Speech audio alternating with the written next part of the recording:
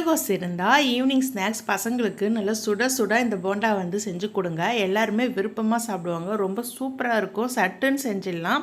இதுக்கு ஃபஸ்ட்டு ஒரு கிண்ணத்தில் வந்து பஜ்ஜி போண்டா மிக்ஸ் பவுடர் இருக்கு இல்லையா, அது ஒரு 3 டேபிள் ஸ்பூன் அளவு நான் சேர்த்துக்கிறேன். அதுக்கப்புறமா வந்து கடலை மாவு.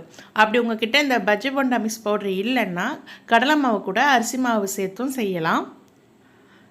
இப்போ வந்து முட்டைக்கோஸ் வந்து நான் கட் பண்ணி வச்சுருக்கேன். அப்புறம் ஒரு பெரிய வெங்காயம் பொடி பொடியாக நறுக்கி வச்சுருக்கேன். பச்சை மிளகா, இஞ்சி பூண்டு இடித்து வச்சுருக்கேன். கருவேப்பிலையும் பொடி பொடியாக நறுக்கி வச்சுருக்கேன். இது எல்லாமே இது கூட சேர்த்துடலாம். இந்த போண்டா நல்லா மொறு மொறுன்னு ரொம்பவே சூப்பராக இருக்கும். நம்ம டீ கடையெல்லாம் விற்பாங்க இல்லையா, அந்த போண்டா தான் இது. வெங்காய போண்டா அப்படின்னு விற்பாங்க. இப்போ வந்து ஒரு பிஞ்ச் அளவு வந்து கரம் மசாலா தூளும் அப்புறம் கொஞ்சமாக மிளகாய் தூளும் சேர்த்துக்கிறேன். சால்ட்டு வந்து சேர்த்துக்கோங்க. எடுத்த உடனே தண்ணி ஊற்ற வேணாம் ஃபஸ்ட்டு, ஏன்னா கோஸ் வெங்காயத்தில் ஈரப்பதம் இருக்கும். அதனால் ஃபஸ்ட்டு பிசைஞ்சிட்டு அதுக்கப்புறமா தண்ணி வந்து கொஞ்சம் கொஞ்சமாக சேர்த்து கலந்து விட்டுக்கோங்க.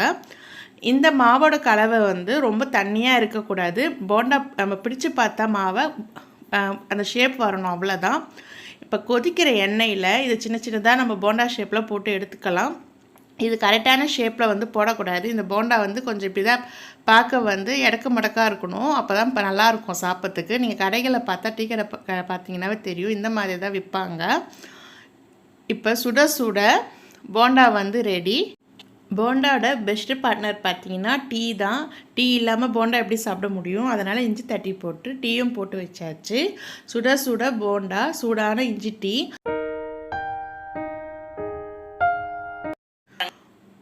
டீ ஒரு குடி, போண்டா ஒரு கடி. சூப்பரான ஒரு ஸ்நாக்ஸ். நீங்களும் ட்ரை பண்ணி பாருங்கள். நன்றி.